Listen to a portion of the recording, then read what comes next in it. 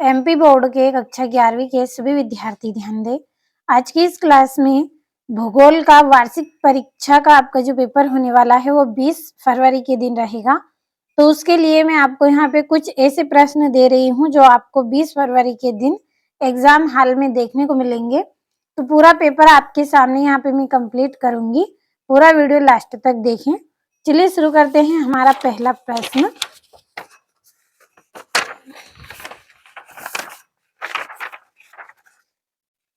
तो ये आपका पहला प्रश्न है, सही विकल्प चुनिए। तो पहला है, निम्नलिखित में से किस विद्वान ने भूगोल शब्द का प्रयोग किया? तो किसने किया था? एरेटोस्थनीज ने। एरेटोस्थनीज विद्वान थे जिन्होंने भूगोल शब्द का प्रयोग किया था। तो इसका 7 नंबर वाला सही रहेगा आपका। दूसरा है, जल योजन प्रक्रिया निम्नलिखित पदार्थों में से किसे प्रभावित करती है? तो जो जल योजन प्रक्रिया है वो लवण को प्रभावित करती है। तीसरा है आपका, वायु दाब मापने का यंत्र है। तो वायु दाब मापने का यंत्र कौन सा है? इसका आंसर रहेगा बेरोमीटर। अगला है, जैव विविधता का संरक्षण निम्न में किसके लिए महत्वपूर्ण है? तो जैव विविधता का संरक्षण किसके लिए महत्वपूर्ण है? सभी जीवधारियों के लिए महत्वपूर्ण होता है। पांचवा है, डोडा बेटा चोटी निम्नलिखित में से कौन सी पहाड़ी श्रृंखला में स्थित है? तो इसका आंसर रहेगा ननला माला। कौन सा है? ननला माला पहाड़ी श्रृंखला में स्थित है। छठा है, भारत का प्राचीन स्थल खंड कौन सा है? तो भारत का प्राचीन स्थल खंड कौन सा है? प्रायद्वीपीय पठार। तो ये 6 सही विकल्प हो गए हैं। इंग्लिश मीडियम वाले बच्चों के लिए हम टिक करेंगे। तो पहले का सी रहेगा और दूसरे का आपका डी रहेगा। तो स्क्रीनशॉट के माध्यम से कंप्लीट कर लेना है। चलिए बढ़ते हैं अगले प्रश्न की ओर। तो यहाँ से आपका जो तीसरा प्रश्न है, तीसरे का डी रहेगा और चौथे का आपका डी रहेगा, पांचवे का भी आपका डी रहेगा और जो छठा है छठे का आपका बी रहेगा। अब अगला जो प्रश्न है उसमें आपको रिक्त स्थानों की पूर्ति कीजिए। तो पहला रिक्त स्थान है, भूतल पर वह बिंदु जो भूकंप के उद्गार केंद्र के समीपतम होता है डेस कहलाता है। तो क्या कहलाता है? अभिकेंद्र कहलाता है। तो यहाँ पे हम भर लेंगे अभिकेंद्र।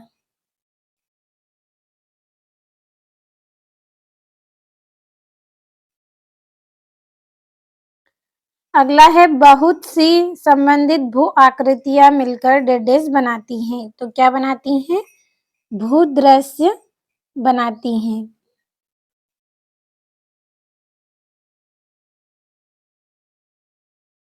अगला है, सबसे अधिक गर्त डेस महासागर में मिलते हैं। तो कौन से महासागर में? प्रशांत महासागर में। अगला है, डेस प्रजातियों के आगमन से पारितंत्र का ह्रास होता है। तो इसका आंसर रहेगा विदेशज। विदेशज प्रजातियों के आगमन से किसका ह्रास होता है? पारितंत्र का। पांचवा है, भारत विश्व का डेस बड़ा देश है। तो ये विश्व का 7वां बड़ा देश है।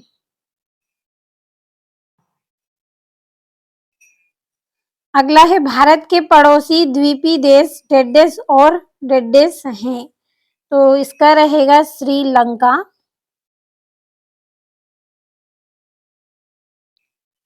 और इसका रहेगा मालदीप।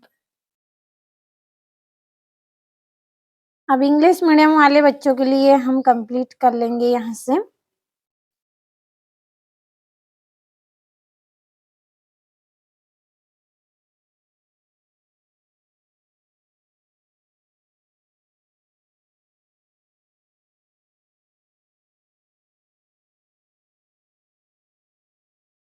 तो आप पढ़ लीजिएगा सभी को। मैं यहाँ पे डायरेक्ट आंसर भर रही हूँ क्योंकि वीडियो भी आपका ज़्यादा लॉन्ग रहेगा।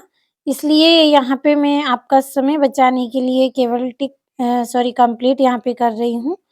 आप पढ़ लीजिए सभी को और अच्छे से समझ भी लीजिए। और चौथे का आंसर हम यहाँ पे लिख लेंगे।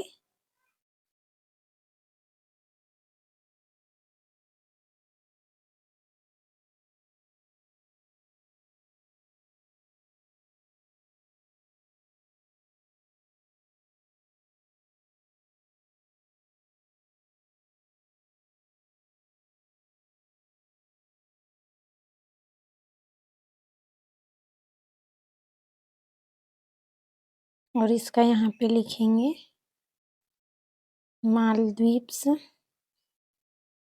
ये हो गए हैं इंग्लिश मीडियम वाले बच्चों के लिए।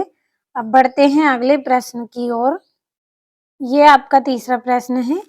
सही जोड़ी बनाइए। पहली है पृथ्वी का घनत्व, तो इसकी जोड़ी रहेगी 5.5 ग्राम प्रति घन सेंटीमीटर। तो ये पहली जोड़ी है आपकी। दूसरी जोड़ी है नदी के द्वारा बने घुमाव, तो इसका आंसर रहेगा विसर्प। तीसरी है सूर्य तप, तो सूर्य तप की जोड़ी रहेगी आने वाले सौर विकिरण। चौथा है कृषि जैव विविधता, तो इसका रहेगा फसलों की विविधता। और पांचवी जोड़ी आपकी है गेंडा, तो इसकी जोड़ी रहेगी आपकी असम बंगाल का दलदली क्षेत्र। तो ये हो गई जोड़ियां।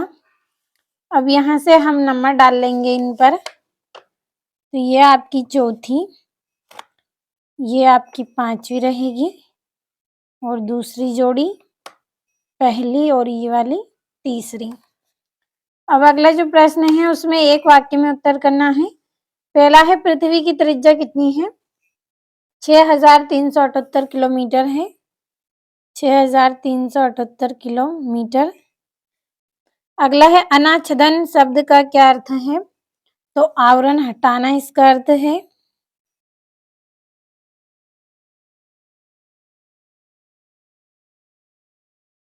अगला है शीत वर्ताग्र के साथ किस प्रकार के मेघ बनते हैं?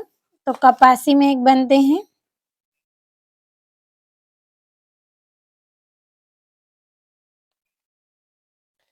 अगला है समान भौतिक लक्षणों वाले जीवों के समूह को क्या कहते हैं? तो प्रजाति कहते हैं।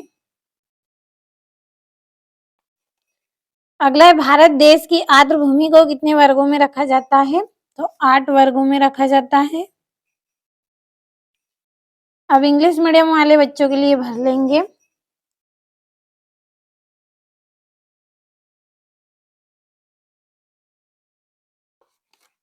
और इसका यहाँ पे हम लिख लेंगे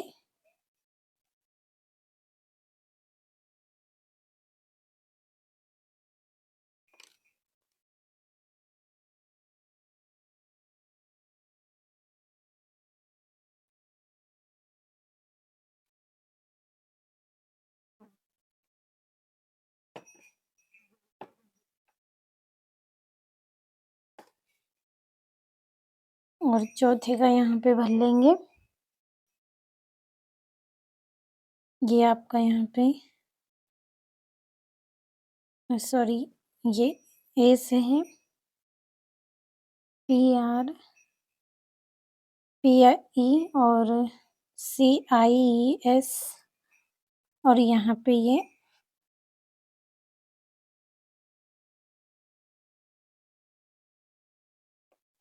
तो ये हो गए हैं आपके पूरे एक वाक्य में उत्तर।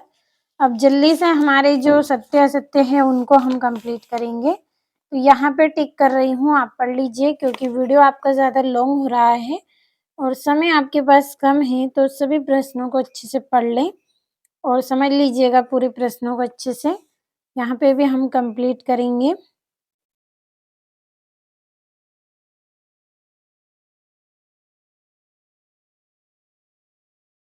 और यहाँ से आपके दो नंबर के प्रश्न हैं। भूगोल किन शब्दों से मिलकर बना है? सातवां वे कौन से कारक हैं जो पृथ्वी पर तापमान के वितरण को प्रभावित करते हैं? और ये आपका आठवां विदेशज प्रजातियों से आप क्या समझते हैं?